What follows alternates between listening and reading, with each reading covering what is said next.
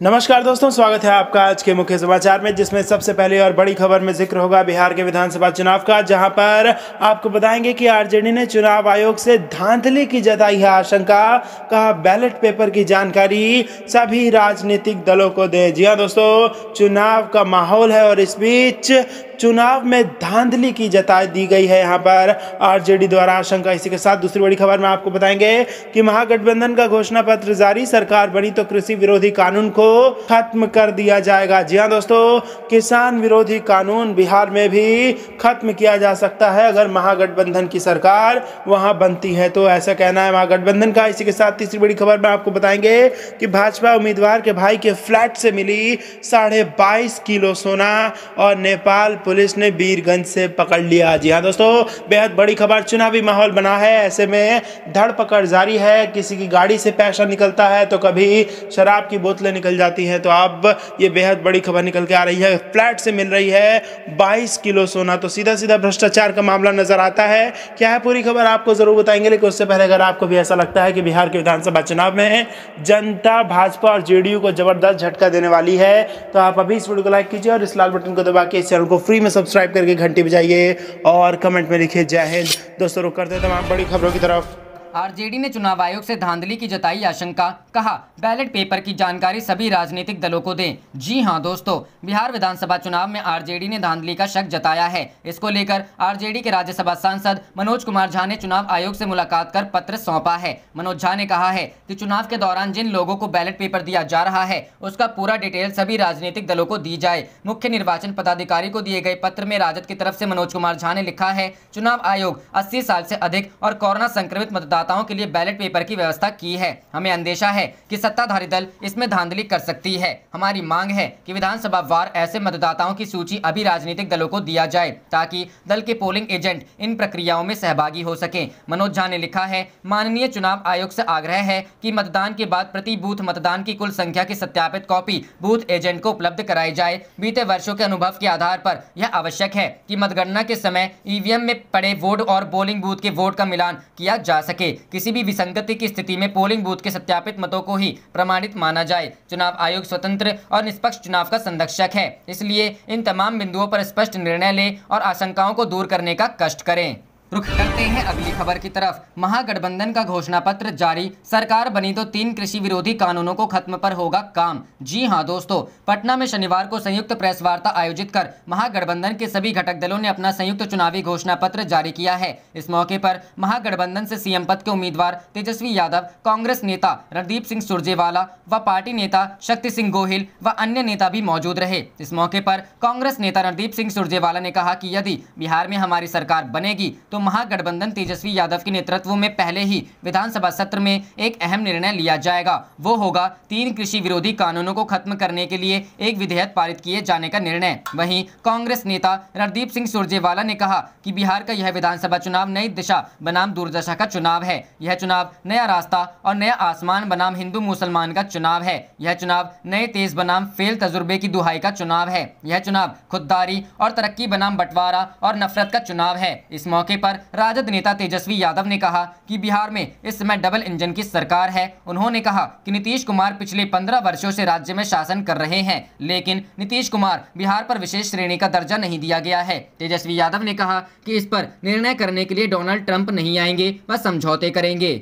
रुख करते हैं अगली खबर की तरफ। बीजेपी उम्मीदवार के भाई के फ्लैट से मिला 22.5 किलो सोना, नेपाल पुलिस ने बीरगंज से पकड़ा। जी हां दोस्तों, नेपाल पुलिस ने बीरगंज से एक फ्लैट से 22 किलो 576 ग्राम सोना बरामद किया है। नेपाल पुलिस ने गुप्त सूचना के आधार पर कार्रवाई करते हुए एक अपार्टमेंट के फ्लैट से यह बरामदगी की। नेपाल पुलिस के अनुसार जिस फ्लैट से करोड़ों का सोना बरामद हुआ है वो बिहार के रक्सौल विधानसभा सीट से मौजूदा विधायक और बीजेपी के उम्मीदवार प्रमोद सिन्हा के भाई अशोक सिन्हा का है। नेपाली पुलिस के मुताबिक अशोक सिन्हा बीरगंज के मशहूर लक्ष्मी गणेश अपार्टमेंट में रहते थे। पुलिस ने उनका फ्लैट खुलवाकर वहां से यह सोने के बिस्किट बरामद किए हैं। जब्त किए गए सोने का मूल्य 12 करोड़ रुपया बताया जा रहा है। जानकारी के मुताबिक अशोक सिन्हा भारत नेपाल बॉर्डर पर कस्टम क्लियरिंग का काम करते हैं। अशोक सिन्हा और प्रमोद सिन्हा रक्सौल के हरैया से रहने वाले हैं। पुलिस फिलहाल मामला दर्ज कर तफ्तीश कर रही है। करते हैं अगली खबर की तरफ। मध्य प्रदेश उपचुनाव के लिए कांग्रेस का घोषणा पत्र जारी, कमलनाथ बोले बीजेपी को तमाचा मारेगी जनता। जी हां दोस्तों, कांग्रेस ने मध्य प्रदेश में विधानसभा की 28 सीटों के लिए 3 नवंबर को होने जा रहे उपचुनाव के लिए अपना घोषणा पत्र शनिवार को यहां जारी किया। इसमें कांग्रेस ने सत्ता में आने पर कोरोना वायरस से मरने वालों के परिवारों को मदद करने का वादा किया है। प्रदेश कांग्रेस अध्यक्ष कमलनाथ ने कांग्रेस का वचन पत्र जारी करते हुए किसान फसल ऋण माफी योजना, गायों की कल्याणकारी योजना और ग्वालियर चंबल क्षेत्र के विकास पर विशेष जोर देने का वादा भी किया है। नवंबर 2018 में विधानसभा चुनाव के बाद कांग्रेस ने प्रदेश में 15 साल बाद भाजपा से सत्ता हासिल की थी, लेकिन मार्च में कांग्रेस के 22 विधायकों के त्यागपत्र देकर भाजपा में शामिल होने के बाद कांग्रेस की सरकार अल्पमत में आकर गिर गई थी। राज्य की सत्ता में वापस आने के लिए कांग्रेस को सभी 28 विधानसभा सीटों पर जीत हासिल करना होगा, जबकि सत्तारूढ़ भाजपा को 230 सदस्यों वाली विधानसभा में बहुमत के आंकड़े 116 को हासिल करने के लिए केवल 9 सीटों की जरूरत है। फिलहाल भाजपा के पास 107 विधायक हैं। कांग्रेस ने अपने घोषणा पत्र में कोविड-19 के पीड़ित परिवारों को मदद देने का वादा किया है। उसके अनुसार किसी महिला को पति की मृत्यु के मामले में पेंशन दी जाएगी और चल रहे कोरोना संकट के दौरान गरीबों को भोजन और स्वास्थ्य सेवाएं देने का वादा किया गया है। वचन पत्र में यह भी कहा गया है कि कोरोना संक्रमण से परिवार के कमाऊ मुखिया के निधन होने पर रोजगार और स्वरोजगार के अवसर भी दिए जाएंगे। घोषणा पत्र में छत्तीसगढ़ की कांग्रेस सरकार की गोधन न्याय योजना के समान मध्य प्रदेश में गोधन सेवा योजना शुरू करने का वादा भी किया गया है। कांग्रेस ने इस योजना में गौ सेवकों को भी शामिल करने की बात कही है। कांग्रेस के घोषणा पत्र में 2 लाख रुपए तक की किसान ऋण माफी योजना को फिर से शुरू करने का वादा किया गया है। यह माना जाता है कि नवंबर 2018 के विधानसभा चुनावों में कांग्रेस के सत्ता में आने के प्रमुख कारणों से यह योजना भी थी। रुक करते हैं अगली खबर की तरफ। मध्य प्रदेश में कांग्रेस के स्टार प्रचारक होंगे सचिन पायलट, सोनिया गांधी नहीं करेंगी प्रचार। जी हां दोस्तों, मध्य प्रदेश उपचुनाव के लिए कांग्रेस ने अपने स्टार प्रचारकों की सूची जारी कर दी है। शनिवार शाम को जारी इस लिस्ट में कांग्रेस के पूर्व राष्ट्रीय अध्यक्ष राहुल गांधी, प्रियंका गांधी, पूर्व मुख्यमंत्री कमलनाथ समेत 30 नेताओं के नाम शामिल हैं। बता दें कि कोरोना महामारी को देखते हुए चुनाव आयोग ने सभी राजनीतिक दलों को अपने स्टार प्रचारकों की लिस्ट छोटी रखने की सलाह दी गई है, जिसके तहत राष्ट्रीय पार्टियों के स्टार प्रचारकों की अधिकतम संख्या 30 है। मध्य प्रदेश की 28 विधानसभा सीटों के लिए 3 नवंबर को वोटिंग होगी और 10 नवंबर को चुनाव के नतीजे आएंगे। इसी दिन बिहार विधानसभा चुनाव का भी रिजल्ट घोषित होगा। बता दें कि इसी साल मार्च में कांग्रेस के 25 विधायक पाला बदलकर बीजेपी में शामिल हो गए हैं, जिससे कांग्रेस की कमलनाथ सरकार अल्पमत में आ गई थी और राज्यपाल के सदन में बहुमत परीक्षण करवाने के निर्देशों से पहले ही कमलनाथ ने मुख्यमंत्री पद से अपना इस्तीफा दे दिया था। वहीं 3 अन्य विधायकों के आकस्मिक निधन के चलते उन सीटों पर उपचुनाव करवाया जा रहा है।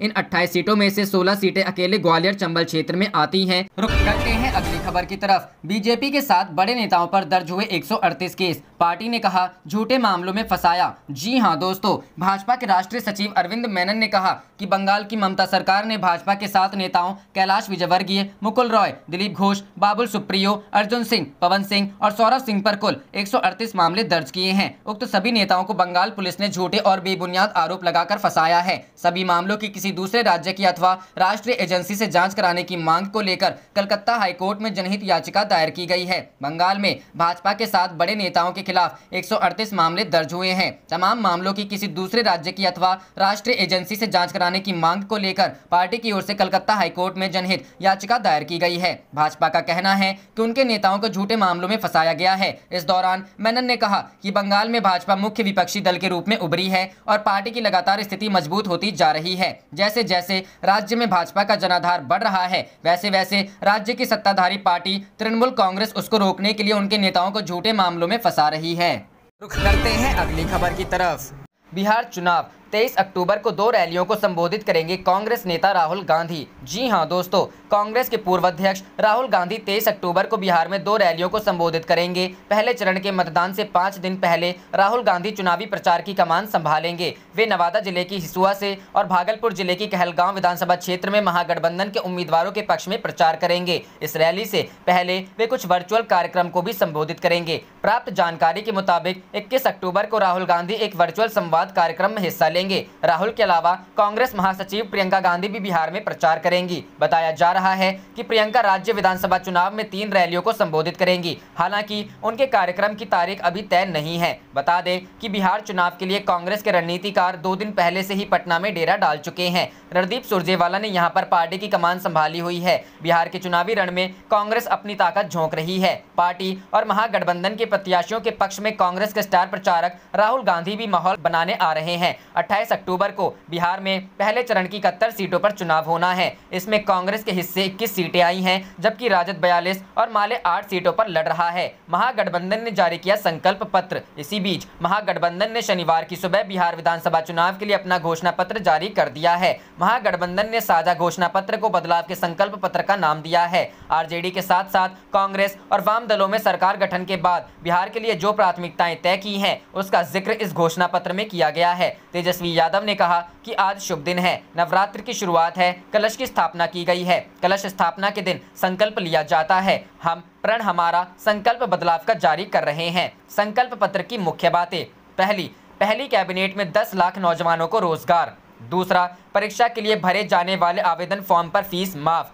तीसरा, परीक्षा केंद्रों तक जाने का किराया सरकार देगी। चौथा, हमारा संकल्प है कि पलायन रोकेंगे। पांचवा, कर्पूरी श्रम सहायता केंद्र खोलेंगे, इससे लोगों की मदद करने में आसानी होगी। छठा, शिक्षकों के लिए समान काम समान वेतन का वादा पूरा करेंगे। सातवां, जीविका दीदियों का मानदेय दोगुना करने का वादा। और आठवां, पहले विधानसभा सत्र में केंद्र के कृषि संबंधी तीनों बिल के प्रभाव से बिहार के किसानों को मुक्ति दिलाने का वादा किया गया है। आप देख रहे थे आपका अपना चैनल जय हिंद जय भारत।